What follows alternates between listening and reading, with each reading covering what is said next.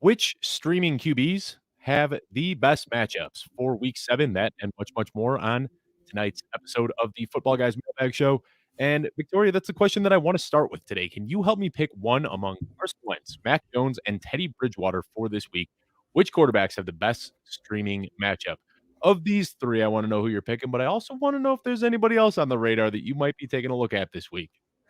Yeah, these are not great, Bob. I mean, out of these three, I think my gut, I'd have to go Carson Wentz, and that is because with Mac Jones, he is playing very, very well for a rookie. He's doing what he's asked to do, but they're not really opening up the playbook quite yet for him to have all this crazy volume, and they're not trying to win by 30 points every single week. That's just not their game. They're running the ball a little bit more, the Patriots. And Teddy Bridgewater with those couple injuries that he's dealing with, I think he'll still be effective because he'll have to be, but we'll talk more a little later in the show about how gross this game might actually be. The over-under is very, very low, so I don't have high expectations for that matchup either. And Carson Wentz has been playing some of his best football in a while, probably since his MVP year. So I mean, he's rolling. I had to go with I'm not trying to chase points. He didn't just have one good game last week, but he's been pretty good for the last couple weeks. So I think I'm rolling with Wentz here. I like that actually, and I'm a big fan of Teddy Bridgewater. I think what he's done this year. I mean, if I could just look at a macro level, I think that Teddy Bridgewater has been underrated for his entire career, but especially this year, he's putting up career highs in almost every single category, and still isn't really, somebody that anybody wants to rely on in fantasy football, despite throwing 3 touchdowns last week and putting up pretty consistent numbers throughout the season. But since you already went with this, and I'm going to agree with you, though, I do think that Carson Wentz is the best option here. I think there's a lot of other guys that you can stream as well. Matt Ryan is a guy that's available in over 50% of leagues right now, and he's got a matchup against Miami that I really, really like. But when you're looking at streamers, too, it's also a kind of tough question because so much of it depends on your leagues. If you're in a 10-person league where everybody just has one quarterback, yeah, you might be able to go out and grab Derek Carr or Joe Burrow or something like that this weekend. Maybe you've got a bunch of people that maliciously like to hoard quarterbacks. And, when you're sitting there streaming, you're looking at guys like Geno Smith and Zach Wilson. So I think Ugh. it's a pretty loaded question. But some of the mid-tier guys that I like, one of them actually is Justin Fields. And, obviously I'm a Bears fan and I'm trying not to be biased here, but he has shown progression every single week. And we know that the way to beat Tampa Bay is through the air on deep attacks. And that's kind of Justin Fields' strength. So if you want to get really deep, he's a guy that you can pick up that I think has some decent upside and also hasn't really shown it yet, but does have that rushing upside that can, really, really blow the fantasy numbers out of the water. Is there anybody else not listed here between Carson Wentz, Mac Jones, and Teddy Bridgewater that you might be interested in, Victoria? I'm not sure if Tannehill is available in many leagues. He's been dropped in a couple of mine just because maybe people were expecting him to start putting up numbers, but you got to remember he's not had his star wide receiving core just available to him for majority of this year. He finally gets AJ Brown back this week, and clearly that helped him out, but not to a certain degree. But he gets Kansas City, one of the worst, if not the worst, passing defense in the league. They're just giving up so many points to all positions. Tannehill's a nice streamer. I still see Joe Burrow on some of my waiver wires, which is wild. But the matchup against Baltimore seems a little bit scary. You saw what they did last week, stifling that Chargers offense that's been on a tear.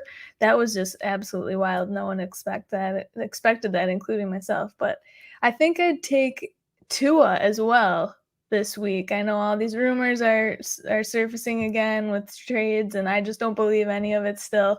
A couple of the beat reporters have been tweeting out that some of it's false. Who knows?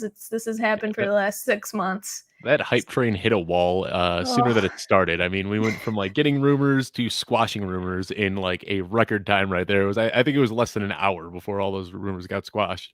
that was crazy. And the whole depth chart, Tua's not on the depth chart. Everybody's freaking out. That was funny. But I'm certainly streaming Tua in many spots. Atlanta's defense is Swiss cheese as well for passing. He played well last week against the Jags, so I have confidence. Hopefully he gets Parker back, but he's got the connection with Waddle, which has been fun to watch. I'm probably, if I had to go like list these quarterbacks in tiers, I'd probably go Ryan, Tua at the top, and Tannehill just below with maybe Joe Burrow and Wentz, and then Jones and Teddy. But only I do love Teddy, and he is putting up those numbers. I just that those injuries worry me with this ugly game where they could just run on the Browns, Right. with the Browns decimated at every position right now, Yeah. practically. So This is definitely a game where you want to fire up Javonte Williams and Melvin Gordon, but love that you called out Ryan Tannehill, and we'll talk about AJ Brown a little bit later in the show. But I just want to point out just how good this matchup is against the Chiefs. They have given up 8 passes of 40 more yards, which is the most in the NFL. Their rank in yards per attempt is third worst in the NFL. They've given up 1,664 yards, which is sixth worst in the NFL. Like every single metric that you look at as far as passing defense, they rank in like the bottom 10. It is absolutely terrible. So, yeah, if there ever is a bounce back week for Ryan Tannehill, you got to expect it to be this week for sure. But want to thank everybody for tuning in to another episode of the Football Guys Mailbag Show. Last week it was Troy and I rocking it on our own, and then this week it's Victoria and I. So next week we'll have the whole crew back together. But just want to remind you to start dropping those questions in the chat, whether you're watching on Facebook, YouTube, Twitch, or Periscope. We will get to those at the end of the show. Before we do that, though, make sure that you have subscribed to the YouTube page at youtube.com/footballguys. We scrapped the TV, so no longer youtube.com/footballguys TV. Made it nice and easy for you. youtube.com/footballguys. Subscribe there if you have not already. Victoria, we got a lot of questions to get into today, but before we dive into these, why don't you let our audience know a little bit about our partner over at FanUp? absolutely. If you love fantasy football, listen up. You have to join the NFL season's hottest and easiest daily contest. You can flex on the competition in FanUp's daily flex ball contest. You can win cash and the hottest brand prizes. It combines the best of redraft and best ball formats. There's no salary caps, drafts, or waivers. FanUp allows you to pick a new team daily and stack your roster however you'd like. You could take on your friends like Dave and I every single week, so sign up right now. Enter before Thursday Night Football, Sunday games, and Monday Night Football each week to win FanUp bonus prizes from Fanatics. And make sure you download that FanUp app now in the Apple App Store or go to fanup.app. Just be fans. Yeah, and like you said, before Thursday Night Football, crazy to believe that it's already Wednesday and we have Thursday Night Football tomorrow. Like this season is going by like it's a grind. We're working every single day, writing articles, doing shows, all that fun stuff. But at the same time, it feels like the season is going by at warp speed. Like here we are going into week 7. It is unbelievable. But let's go ahead and get into these questions because we have some really, really good ones. This one comes from our friend on Twitter, Meatball Takes, and he's saying, has Khalil Herbert earned a starting spot on rosters, or is Damien Williams still the guy when he's healthy? What do you think? I love this question.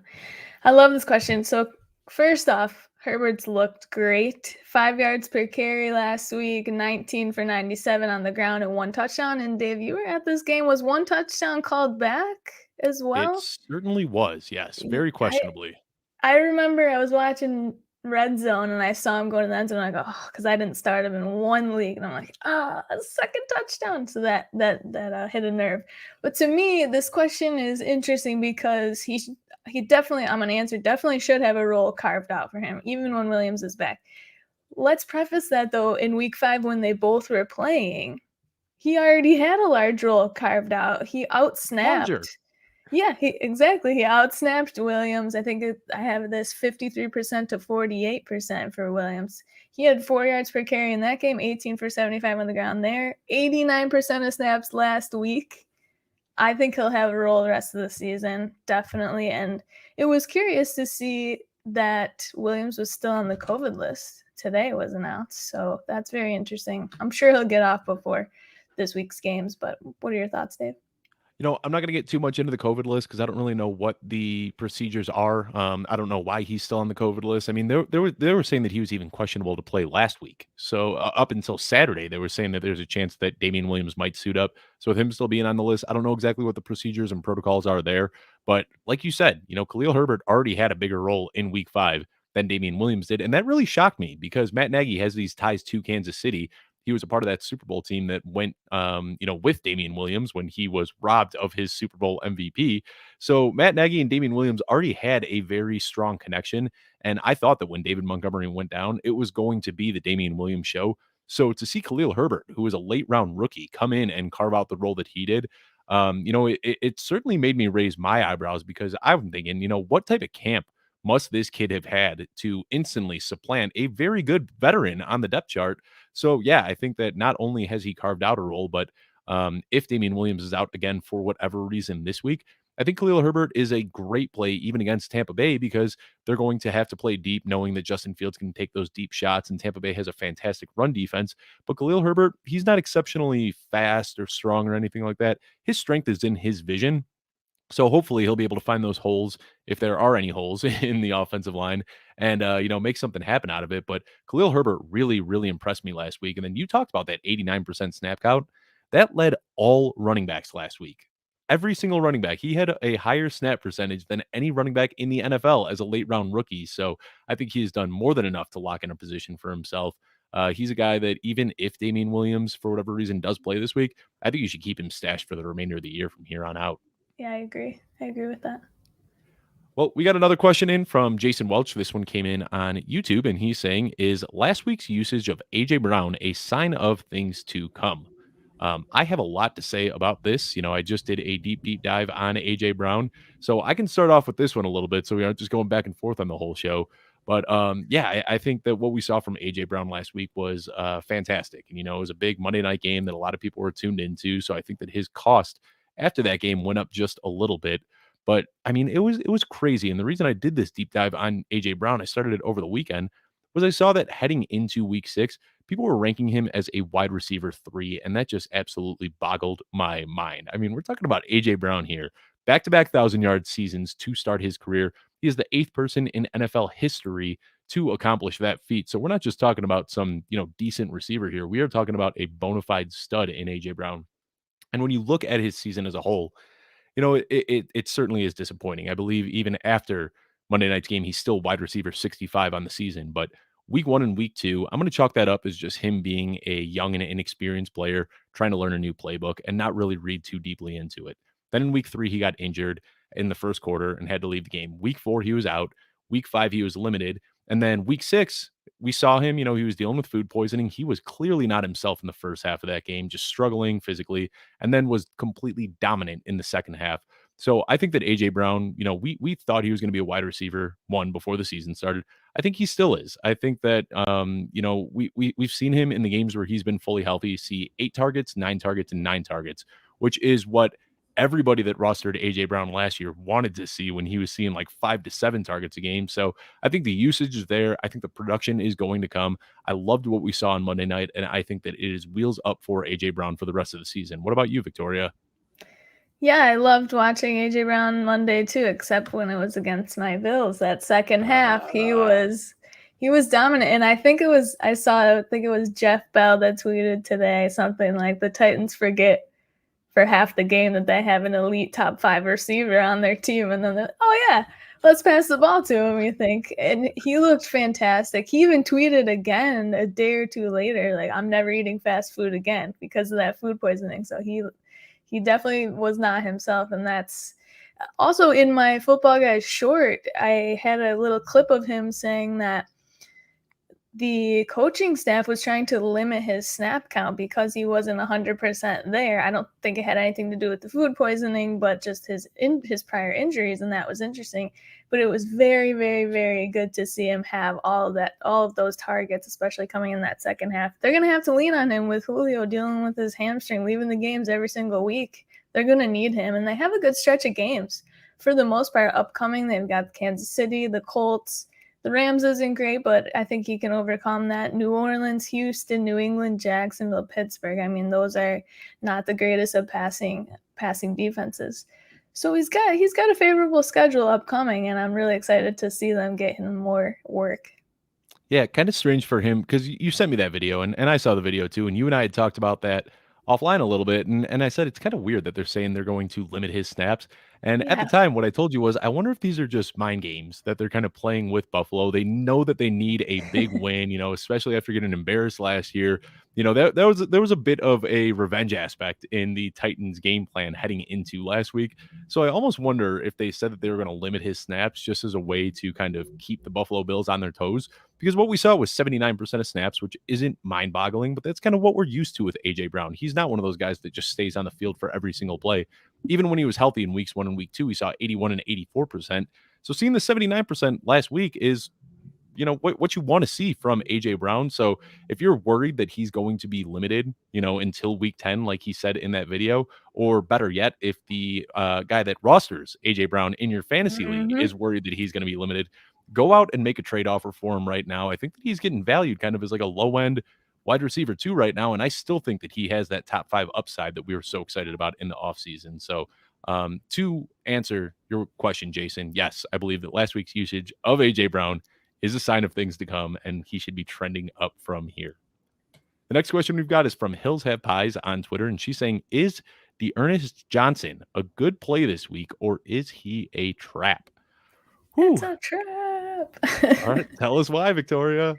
I guess I'm not quite sure if it will be a trap, but let's talk about last year when Ernest Johnson was the waiver wire pickup of the week and then fell on his face and everyone was disappointed that they spent their fab, etc. He's never played, I think, over 30% of the snaps. I think he'll be fine, but far from a lock for your lineup, certainly, and far from a lock for his workload. You have Felton as a pass catching running back. I'll put that in quotes because he's really a wide receiver. This could look something like a Mike Davis, Cordero Patterson relationship. But honestly, I'm going to say this again. Overall, I can smell this game from here. It's stinky. Baker's out. Case Keenum's playing. No Nick Chubb, no Kareem Hunt, no Jarvis. Likely no Odell Beckham. Other side of the ball, we've already talked about this. Teddy Bridgewater and his bum foot. No Jerry Judy, likely probably until next week. The over-under is so low. I'm just not excited to pop Ernest Johnson into my lineup. I have an expectation like Alex Collins, 8 or 9 points from when he filled in the first week for the Seahawks. He did better this last week, of course, but I'm kind of have that expectation of like he won't kill you, but he's not gonna win you your week. He's a low end RB2 to me. Yeah, I'm with you. I think like high end RB3, low end RB2 is, I haven't finalized my rankings for the week, but that's kind of where I expect him to fall into. And like you said, it's not just going to be the Ernest Johnson show. Demetric Felton is going to be there. And when you look at this offense, it's basically the exact same as the normal Browns offense, just a very, broken down version of it. I think that Kareem Hunt, with him being out, Demetric Felton is going to step into that pass catching role. Ernest Johnson is going to get the work in between the tackles, much like Nick Chubb does. And then with no Baker Mayfield as well, it's a little bit nerve wracking. And then did you see the oh my gosh, I'm completely drawing a blank right now. Um I, I lost it. The guy on the Broncos. Why can't I think of his name? Their team captain, outside linebacker. I am completely drawing a blank. He said that he was going to kill the left tackle for the Browns because they're starting guys out. All right. Oh, No, okay. Von Miller. Von Miller. Why couldn't I remember Von Miller? I Yes, thought Von you Miller were said that trying to he say, is but I don't going want to to blow you up. kill their left tackle. So I'm with you. This doesn't make me feel good at all. It wouldn't surprise me if they are unable to even score a touchdown in this game. Getting to the red zone is going to be difficult enough. So I think what you're going to be looking at for Ernest Johnson is going to be some in between the tackles work, probably not a lot of passing work, probably not a lot of red zone work. So I am right there with you. I'm thinking like 8 to 10 points is kind of what you should expect from him, which if you have to say a good play or a trap, he falls very firmly into the trap category for me as well. We got our good friend Jimbo Swenson asking us this next question here. And I will let you take this one because, what we're seeing is a little bit concerning here. Asking us very simply, what am I supposed to do with Antonio Gibson? First off, maybe you cry a little bit. That would be my first piece of advice. Let out a couple of tears, pour one out. This is definitely a miss for me. I will take the L on Gibson through the first 6 weeks. Unfortunately, we're seeing multiple injuries that he's dealing with: the shin, the shoulder, the turf toe from last season. I don't think it has it has carried over to this season, but these injuries have been detrimental. So I'm holding Gibson. In Dynasty, if you can try to trade him, because he still holds very great value for Dynasty, you could probably still get a good haul. Let's say you're a contender and you're trying to hedge your bet. We're not sure if they're going to hold him back this week. He did not practice today. It's just Wednesday, though. Let's not freak out. But they have the bye coming up in a couple weeks. They could just shut him down through the bye, and hopefully he comes back healthier through the bye. We don't know. I don't want to put that juju out there. But if you're a contender and you can try to trade Gibson for some better picks, I think I would have Dynasty. In redraft, I'm just holding, I think. I will say this weekend, though, if like last weekend they throw him out there, they say it's questionable, and he ends up being active to play, I'm not even sure I feel confident starting him, even against this Green Bay Swiss cheese rushing defense. That's a good matchup. Dave, would you throw him out there if you had him and he was active? So I do really like the matchup, and I probably would, just because we've seen it from Antonio Gibson. We saw it against your Buffalo Bills. I mean, this is a guy that can really just rip off a play from anywhere on the field and score a touchdown. And when you've got that sort of upside, it's kind of like Miles Sanders. Like, he's not going to get a ton of volume, but he can score from anywhere, and he does have that boom upside. So even with the injury concerns, I would. But I'm with you. You and I, we were both very firmly in the Antonio Gibson camp during this offseason. I faded JD McKissic pretty hard because in my mind, I was like, Antonio Gibson just put together a phenomenal rookie year. He was a wide receiver in college. We've got the head coach here talking about a Christian McCaffrey type workload. It seemed like Antonio Gibson was going to just be an absolute beast this year. So I moved Antonio Gibson up my rankings, moved JD McKissic down my rankings. And what are we seeing now? Pretty much the same exact frustrating timeshare that we saw last year. So what you hinted at with in Dynasty that, still maybe move some pieces and get Antonio Gibson. I do like that because JD McKissic's contract is up after this year. I don't know if he's going to come back to Washington or not. But with Antonio Gibson, you see a very talented player. And I think they just really like what they have in JD McKissic as an all around football player when it comes to pass blocking and route running and, just knowing the no huddle drill and being able to do that well. So unfortunately, JD McKissic's role is not going to go anywhere this season.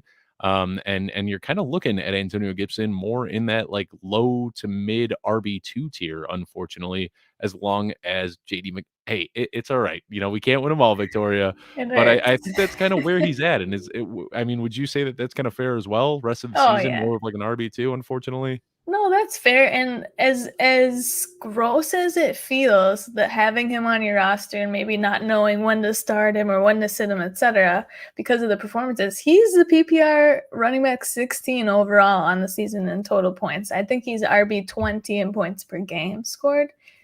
But I mean, obviously relative to his ADP is not great, but it feels worse than that if you're rostering him right now. It really does. And honestly, I'm the same way with you, Victoria. We're both a little bit newer into this industry. We got into it, a couple of years ago. But, me with Chris Carson. Chris Carson was putting up serviceable numbers. He was a high-end RB2, but the way that I pounded the drum for him, anything less than 30 points a game is going to feel disappointing. So Yeah. I don't think that you were that far off on Antonio Gibson. He's still a very good player, but I think you just have to temper expectations a little bit rather than thinking that he might have that top 3 to 5 upside, being that Christian McCaffrey, Dalvin Cook, Austin Eckler tier. I think that we have to just realize that, he's going to be a very serviceable RB2 for the rest of the season, but know that if something does happen to JD McKissic, he has that upside where he could take on a huge workload. He can catch the ball well. So I think right now you just value him as an RB2 and keep plugging him in your lineup. And when he has good games, you feel really nice about it. Well, we just talked about Chris Carson and my big whiff on there. And that is our next question coming on from anonymously depressed Seahawks fan via email. Asking, does Chris Carson have any trade value in fantasy football right now? Whew. Why don't you take this one? You got to. Oh, All I was right. going to say, you got to take it. He's your boy. I'll start with this one. And, I just like you were beating the drum for Antonio Gibson, Chris Carson was my guy in the offseason. And, last week I offloaded quite a few shares because when I see I forget how they said it exactly. Long-lasting neck injury, I think, is the quote from Pete Carroll. You'd be crazy not to be worried about that. Neck injuries aren't something that just disappear. They can easily, turn into much bigger problems. And we haven't seen anybody from Seattle's camp or any NFL insider say yet. But a lot of the the fantasy football doctors that are out there on Twitter and YouTube and that, some people are saying that this has rumblings of being a possible career-ending injury. Now, I'm not trying to say that I have any sources or anything saying that, but when you see a neck injury at this age, something that they said has been lingering for a while and is getting worse, like I said, you'd be crazy not to be worried about that. So I did offload a couple of my shares. I got really lucky with one of them. I was able to flip one of my Chris Carson shares in redraft for AJ Brown straight up prior to Monday's game. So I'm very happy with that one. And then in another league, I flipped for Kyle Pitts and Darnell Mooney. Darnell Mooney is kind of a little bit of a dart throw, but it was a team where I was very needy for a tight end after losing George Kittle and whiffing on Jonnu Smith. So I got a really good value in one with AJ Brown. I got kind of team needs for the other one, but I had to lower my exposure on Chris Carson just a little bit in case he is unable to come back. So both of those trades, though, I want to mention were before he landed on IR. I think now that he's on IR, the siren is sounding a little bit longer or a little bit louder, and I think people are a little bit more concerned. So does he have trade value? Probably, but what are you valuing him as? Like below an RB3 at this point? Honestly, who could you? Your trades you made before the IR move were fantastic and at a wonderful time. But now it's like, are you going to get pennies on the dollar for him? You're just going to get some low-level skill players for your bench. It just kind of feels gross. But that was in my notes as well too here, Dave. I've been seeing the same talk that this could be career-ending injuries, especially with his age. And I hope that's not the case because he's so fun to watch. But I think I'd just be holding, especially if you still have him now. Yeah, and like you said, fun to watch, and I think that's one of the reasons that I was so drawn to Chris Carson. Like he's fun. Was it his rookie year when he did the front flip and then like planted his feet and like just looked like a superhero out of a Marvel movie? I mean, he is a lot of fun to watch. So, prayers up. Hopefully, Chris Carson can get well soon. But playing this from a fantasy football standpoint, I think that if you can get any sort of startable piece at this point, you take it because there is a lot to be concerned about. And then in addition to that, you've got Rashod Penny coming back from IR. You've got Alex Collins, who's been playing very, very well in his role. So even if he does come back, it's probably going to be some sort of a committee rather than the heavy workload that we had expected. Man, we got some depressing questions here today. We got some really depressing This ones. whole week is just Oh my sad. goodness! I'm not even looking at like 3 or 4 of my rosters. I'm just like letting this week ride. And like this question makes me so sad. These are two of my favorite players in the NFL, and we're actually having this conversation. Who is more droppable in fantasy football coming in from Twitter? Oh my Julio gosh. Jones or Allen Robinson? Who'd have thought that we'd be having this conversation just 6 weeks into the season? Nick, who are you dropping here, Julio or A-Rob? This stinks. I agree with you that if you were asking us this back in June or July, I'd be like, no, there's no way. But to me, this is Julio. But we've been hearing, ironically, a lot this week about Saquon and drop Saquon because the best ability is availability. Okay. Like, let's We'll go back to first of all, that. yeah, we will. That's ridiculous. First of all, if you heard anyone say that on Twitter or on a video this week, just go ahead and don't drop Saquon. Let's just put that out there. But the best ability is availability. That is a good quote. At least Allen Robinson has been available. Julio is crushing you. He's the wide receiver 69 nice on the season. Guess who's wide receiver 70? His teammate, Chester Rogers. Chester flipping Rogers. Okay? No. Swear. I love that. That was a nice stat. I like So it. at least Allen Robinson, he's not much better at wide receiver 54 overall, getting you maybe 9 points a game. That's abysmal for Allen Robinson where you drafted him. But he still has that name value, and we're hoping we get Fields going here in the passing game, and hopefully we see it this week. I will say, if Allen Robinson has finally pops this week because of that Tampa Bay secondary that's just demolished, I would try to be selling him high. I'm hoping we get this performance. People are like, Allen Robinson is back, and then just sell, fire sale. Do that for sure. But I would be dropping Julio over Allen Robinson. Yeah, I'm going to be dropping Julio as well because of the injury concerns first and foremost. I mean, I think like you know when you have like a rubber band that you've been using for a really long time and it's just like starting to like fray and it's got like little rips in it. I'm pretty sure that's what Julio's hamstring looks like at this point in his career. I mean, I'd be surprised if he's able to string together more than a couple of games throughout the rest of the season, unfortunately. And I think that Atlanta knew that, and that's why they were so willing to move on because at the time when they were shopping Julio, everybody was like, well, what are they doing? You're giving up one of the best receivers in NFL history. And then you see he was just unable to make it through full camp. He hasn't been able to play full games this season. So I think that, he is really on his last leg. But I also just want to point out that Allen Robinson has seen an increase in targets for 4 consecutive weeks now. So I still think that Darnell Mooney is the guy to own here just because I think that his skill set matches up so well with what Justin Fields does, throwing the ball down the field. But something that I talked about a lot in the offseason was that it wasn't going to be an instant thing where Justin Fields and Allen Robinson were going to connect because Allen Robinson is a guy that is, better suited for catching contested balls. It was going to take Justin Fields time to develop faith and trust in him to make those catches because, it's not easy to throw a ball to a receiver that has somebody draped right on his back, but that's how Allen Robinson makes his catches. And Justin Fields was more so looking for the guy that was wide open on an island. So I think that Allen Robinson still is somewhat of a buy low here. I totally am with you and understand that, if he goes off this week for 100 catches, or I'm sorry, 100 yards and a couple That touchdowns would or be something like dope. that, yeah, you might be able to sell really high on him. But I still think that Allen Robinson is going to be able to put up from here on out through the rest of the season, at least like low end wide receiver 2, maybe high end wide receiver 3 numbers. I don't think that you should be completely throwing in the towel on him yet because we're seeing his usage go up, and that's a promising sign trending in the right direction. So I'm with you. I'm dropping Julio here. Next question comes in from Twitter as well. C Coleman 3686. Would you trade Darren Waller and Kenny Galladay for Mike Evans and TJ Hockenson? This is a PPR league, and my third receiver slot has killed me all year, and I want to solve it. So I guess what you're looking at here, for people that aren't reading this, or I went through that quickly. You're basically downgrading from Darren Waller to TJ Hockenson, so you can upgrade from Kenny Galladay to Mike Evans. Are you taking this trade? Yeah, I'm taking this trade. I am taking this. Mike Evans, 16 points per game, wide receiver 14 on the season. Galladay, I'm not even looking up where he is because who cares, honey? Galladay is not available.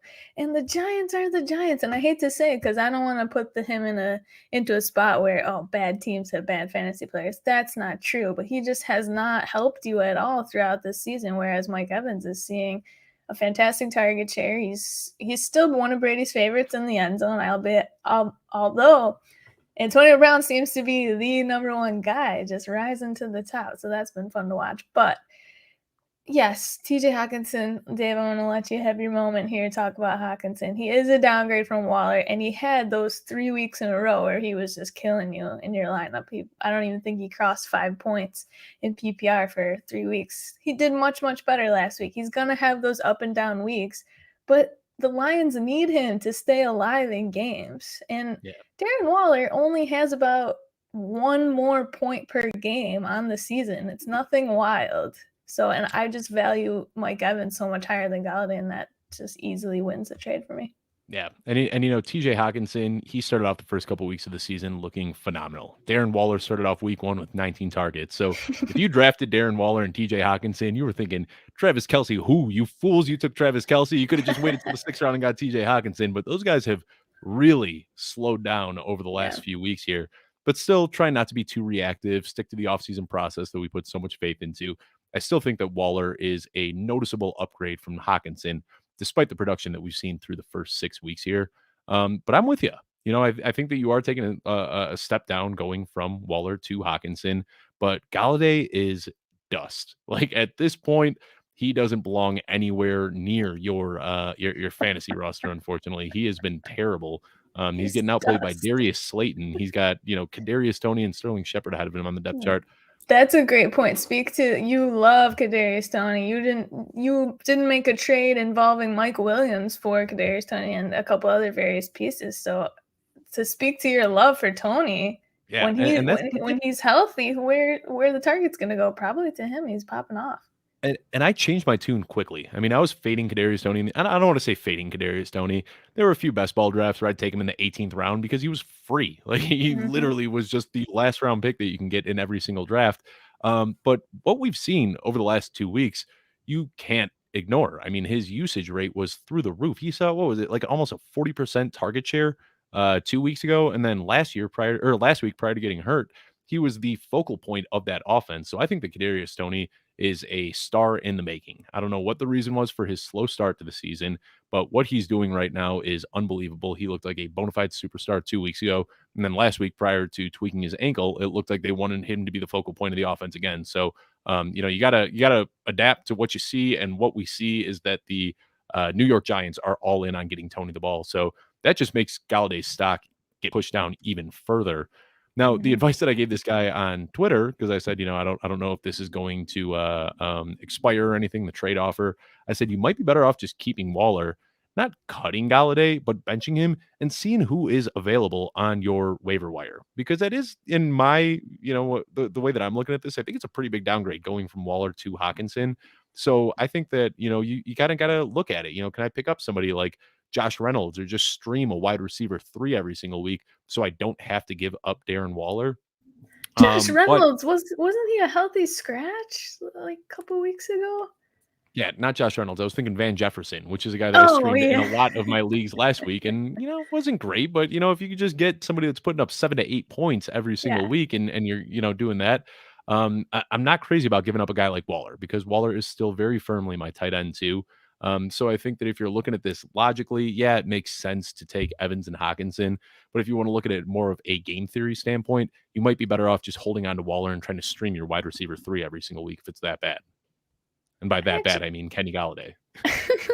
I like that advice actually, and Derek Carr's rolling, so I mean, I do like that advice, Dave. Yeah, serious. And speaking of Derek Carr, Henry Ruggs is a guy right now that's available in like 30% of leagues. Like, you Yes. might be able to just pick up Henry Ruggs and plug him in and not have to give up Darren Waller, and then you've solved your Kenny Galladay problem.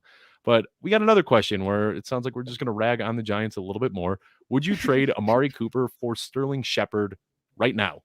I'll start on this one, and I'm going to say no. I think had you asked me this a couple weeks ago, I might have, because what we saw from Sterling Shepard was so exciting. But Kadarius Toney isn't going to miss a lot of time. They did not put him on IR. They said they're only expecting him to miss 1 week. So Sterling Shepard, he might walk into his 8 to 10 targets again next week and have a good game. But Amari Cooper is still a very high end wide receiver too. And I don't think that Sterling Shepard is going to be able to put up consistent high end wide receiver 2 numbers if he's splitting time with Kadarius Toney. So no, I would keep Amari Cooper here. Had Kadarius Toney landed on IR, I think this would be more of a conversation. But Yeah. as is with Kadarius Toney, only expected to miss 1 week, I'm sticking with Amari Cooper here. How about you? Yeah, I don't have much more to say on that. I agree. Cooper still had 6 targets, 8 targets his last 2 games. He's still getting a great target share. Dallas is going to be Dak just throws all the time, and they've just got that balanced offense where he's always going to be a threat on the field. And with Saquon on IR, it's going to be tougher for Daniel Jones to be passing that ball when there's really not a huge threat in the backfield. I mean, Devontae Booker is not nobody's scared of him. So I'm keeping Amari Cooper for sure, and hopefully he can get on the mend here on using this bye week they have. All right, we agreed on this one. I think this is the only take that we have like very, very strongly agreed on so far in the show, but I love it. Yes, keep Amari Cooper. Thank you for the question. On to the next one. Rob Lennon is asking us, should I drop Alexander Madison, Latavius Murray, or Jacoby Myers for a running back streamer this week? So that's a tough question, because I don't know It who those is. running back streamers are. Exactly. That's kind of where I'm at too. We don't know. We can't see the options you have to drop for certain players, but let's assume in this Ernest question you Johnson. see no. That's a great pop in here. No, I wouldn't be doing that. And in this question he listed it was a 14 team PPR short benches. If you've got a short bench and you have 14 teams, there's likely garbage on your waiver wire. I think honestly, I'm punting on a few rosters of myself this week because I have so many players on bye. I think I might just chill and like let this week slide because Alexander Madison is a fantastic I hate the Mhm. word handcuff, but backup to Cook. Whenever he's filled in this year twice, he has just exploded. So he is just so valuable. I don't think I would drop him. And Murray, I don't even know if Murray's going to go on IR. You got to just wait this out. But there's likely horrible options on the waiver wire. So who knows if they're going to help you win your week. If you lose this week, whatever, get up and you've got all your players now off their bye next week and you keep rolling. Yeah, I'm with you. Alexander Madison, his upside is so high, which we've already seen once or twice this season now. And you can literally stumble into a running back one if something happens to Dalvin Cook, who last year was the first year that we really saw a healthy, Dalvin Cook. So I'm definitely keeping Alexander Madison. Latavius Murray is exactly what we wanted Gus Edwards to be. He's not putting up a ton of points, but he's getting 40 to 60 yards and plunging in for some touchdowns. So I think Latavius Murray is somebody that you want to hold on to as well. And I'm with you. If this is what it comes down to, you've got to drop somebody like Alexander Madison, Latavius Murray, or Jacoby Myers just to field a roster. Just leave a roster spot open, take the L, maybe even get lucky and pull out a win, minus one player. But I'm not dropping any of these guys just to pick up somebody to field a roster. I think the long-term upside from rostering any of these players outweighs getting, a couple point advantage. Because what happens? You drop one of these guys, you pick up some running back streamer, and then what? He puts up 3 to 4 points for you, and you still lose your week anyway. I don't think it's worth it. So stick with the guys that you've got. Got another question in from Twitter here. With Justin Herbert on a bye affecting so many of us, she is asking Derek Carr or Matt Ryan as the plug-in quarterback play. Who are you taking between Derek Carr and Matt Ryan? As we talked about earlier, Matt Ryan is playing Miami. Derek Carr is playing Philly. I'm going Carr. We've already mentioned a couple of times that he's rolling, and it was really interesting to see the Raiders put together a complete game last week with all the drama that was going on, and they came out and were like, we don't care. Here it is. We're going to put it all on the field. And Derek Carr is just having a career season again after last year. The Dolphins, for Matt Ryan, the Dolphins defense is not great on paper, but they did go against Brady a couple weeks back, and he had a monster game against their defense, and it's just inflating those stats of Miami's defense is X worse against the QB. So I'm still rolling Derek Carr here over Matt Ryan. I'm with you as well. And what I want to point out is, everybody's talking about like, wow, Derek Carr kind of figured it out this year. But really, Derek Carr figured it out last year. And he's just one of those people that everybody loves to hate on so much. And Adam Harstead with Footballguys actually pointed out to me that it was last year, starting very early in the season. That's when Derek Carr kind of turned a leaf and became a very, very different player. And now, a year and a half later, people are finally starting to get a little bit savvy to it. But really, he's been playing good football for a year and a half now. So it's time for us to catch up and, change those preconceived notions of Derek Carr not being a good quarterback, because he has been very, very good now for a year and a half. So, Matt Ryan definitely has a nice matchup here, but I'm with you. I'm going with Derek Carr, who has looked pretty great. We got our last question here. So after we answer this question, then we will go to the chat and answer your questions live. But before we do that, final question coming in from Twitter: Javonte Williams or Darnell Mooney in half PPR? Javonte Williams has that gross matchup tomorrow against the Browns, and Darnell Mooney and the Chicago Bears are facing off against Tampa Bay, who has been able to get beat very deep. So this is kind of a tough question. Who are you going with, Vic? This is tough. I want to preface this with, I wish all of our offseason talk of and hype of Javonte's going to take over Denver's backfields earlier than we expected, and Gordon's dust, and well, no, he's not. He's not dust. They're splitting carries and touches almost 50-50, and it's frustrating for fantasy managers. It's normal and probably smart for an actual NFL football team to keep these guys fresh. So I just think each week we're hoping for this breakout from Javonte, but he's not killing you, but he's getting you those low end numbers for your matchup. I'd rather take the upside on Mooney. He had 8 targets last week. He is Fields' favorite thus far throughout the season, so I'm taking my shot on Mooney against Tampa Bay.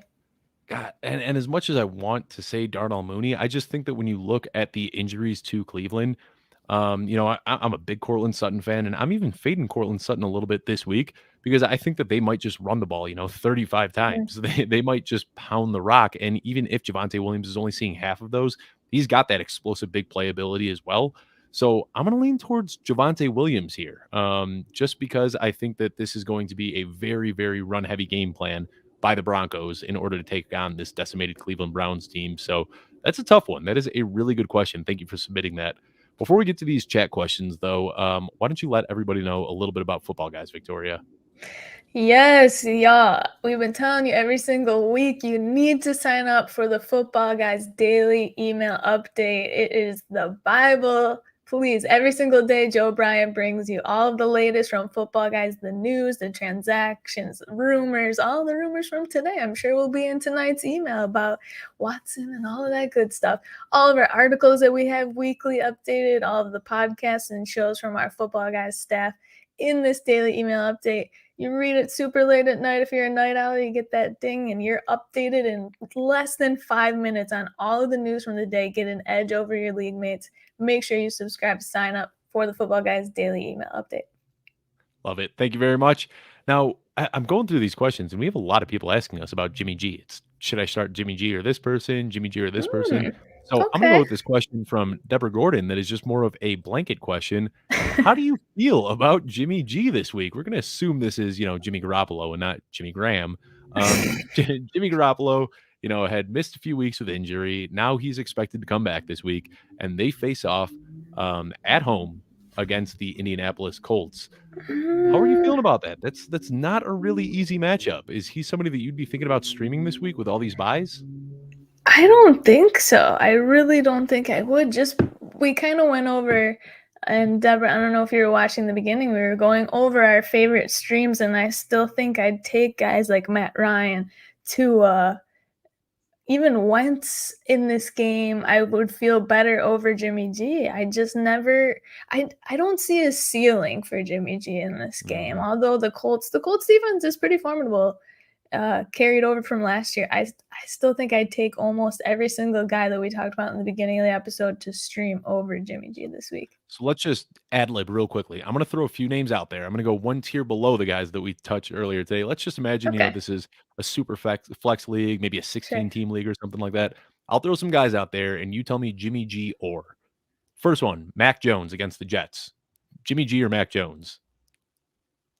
Oh, goodness.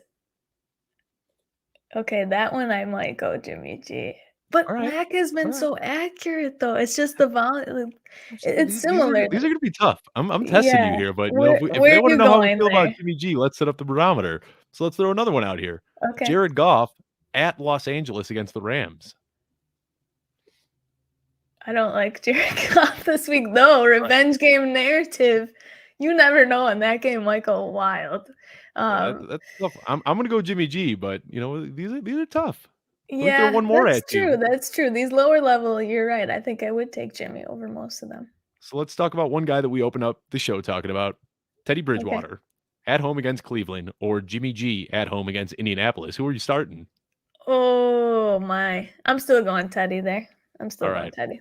I like it. That's enough Jimmy G talk, but now we've got some Trey Lance talk. Matthew Bingham on YouTube is asking us, is Trey Lance worth hanging on to as a backup QB? He has great matchups in the fantasy playoffs, or is it time to cut bait now that Jimmy G is back and healthy? Oh, goodness.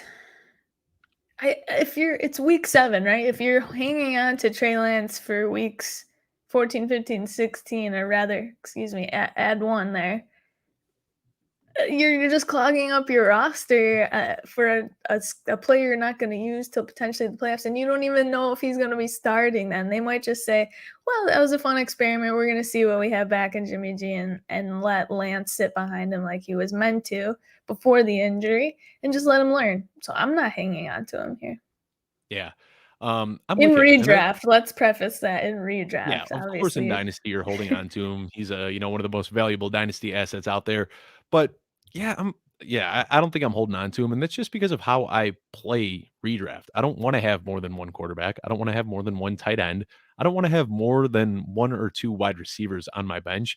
My bench isn't going to be clogged up with, backup high-end possible quarterbacks. My entire bench is going to be loaded up with high upside running backs. So I think that, I'd much rather have, I don't care how deep you want to go, give me a third string running back over a guy like Trey Lance just because of the positional scarcity there. You can always stream quarterbacks rather than holding on to a guy for the entire season. All right, we got a start sit here from Christopher Hausman. AJ Green, AJ Dillon, Demetric Felton, or Michael Carter? Hmm. Wow. Okay, I'm cutting Felton. I'm probably cutting Dillon too. I think I would still play a guy like Carter over a guy like Dillon. AJ Green is a very interesting name because prior to 2 weeks ago, I was like, AJ Green scored a touchdown in multiple weeks. Like he's Yeah. not killing you. He's getting great points for PPR leagues. And then he kind of had a dud down week, and then he scored again last week. I Yep. love him as a fill-in for this crazy bye week 7. I think I'd go Green here for that upside, though. They could just be running James Conner and Chase Edmonds on Houston if they get up quickly. And don't Michael forget they've also Carter. added Zach Ertz now, so there's another mouth to feed in that passing Mhm. game. You've also got Rondale Moore stepping up and looking better and better every single week. So I love AJ Green, but I worry, it's going to happen at some point that he's going to get phased out during this offseason. Yeah. And I feel like I'm always so weary to tell people to start AJ Green because I know the week that I'm just like, you know what? Fine. AJ Green has done it. Put him in your lineup. He's going to have one catch for 11 yards and no touchdown. That is exactly why I wanted to preface the discussion, because he did have that dud right when I was like, I could probably trust this guy as a wide receiver 3. Has a Mhm. dud, came back, got the touchdown last week. Worth noting, Michael Carter, 13 rushes for 38 yards and a touchdown week 4, 10 rushes for 38 yards and a touchdown in week 5, and then had the bye. So they're starting to trust him a little bit more, and this is And, a divisional game. It could be and ground and pound. that's who I'd go with, and I like the Patriots defense. They've got a good defense and a good defense against the run, especially. But I'd probably go with Michael Carter here. Just we know that Bill Belichick has this reputation as the rookie QB killer, so they might want to take the ball out of Zach Wilson's hands as much as possible and just feed the ball to Michael Carter. So I see his floor being the safest out of any of these four options here, and I also see next to AJ Green he probably has the highest ceiling as well. So I'm gonna go with Michael Carter out of this list, but I don't think he'd be crazy for going with AJ Green. So we've got a pretty open-ended question here from Jedi Sith Lord 23 on YouTube, and he's just asking thoughts on Rashod Bateman going forward. My thoughts, real quickly, are that he is going to be, whatever you were getting from Sammy Watkins, bump that up by about 20%, and that's what you're going to get from Rashod Bateman. I Yep. think that Hollywood Brown and Lamar Jackson have built a very strong rapport over the last few years. And as much as I wanted Rashod Bateman to come in and just be the wide receiver one on this team, I think that it's going to take some time for him to get there, especially with missing a big chunk of camp. So I think that Marquise Brown maintains his role as the wide receiver one on this team. I think that Bateman, you can kind of slot him in for probably around 5, maybe 6 targets a game, but nothing more than that. But then you've Yeah. also got Mark Andrews, who's going to get fed as well. So this is exactly what the concerns were in the preseason, was that there wasn't going to be enough pass attempts to feed all three of these guys. And unfortunately, between Hollywood Brown, Mark Andrews, and Rashod Bateman, I think that Bateman's going to kind of be the odd man out. I agree with you completely, Dave. The walk, people are like, "Oh, he got 6 targets in his first game as a rookie." That is wonderful.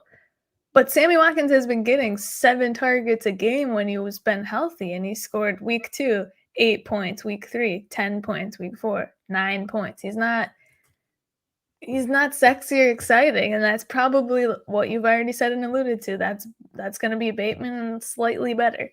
But Yeah. yeah, the connection with Hollywood and Mark Andrews is much stronger, and they're gonna still be running the ball down everybody's throats most games. Yep. Hold on to him in Dynasty because I think that the sky is the limit for this kid. But, missing a big chunk of his rookie season, missing the majority of camp, coming off a groin injury, my expectations aren't really all that high for Rashod Bateman.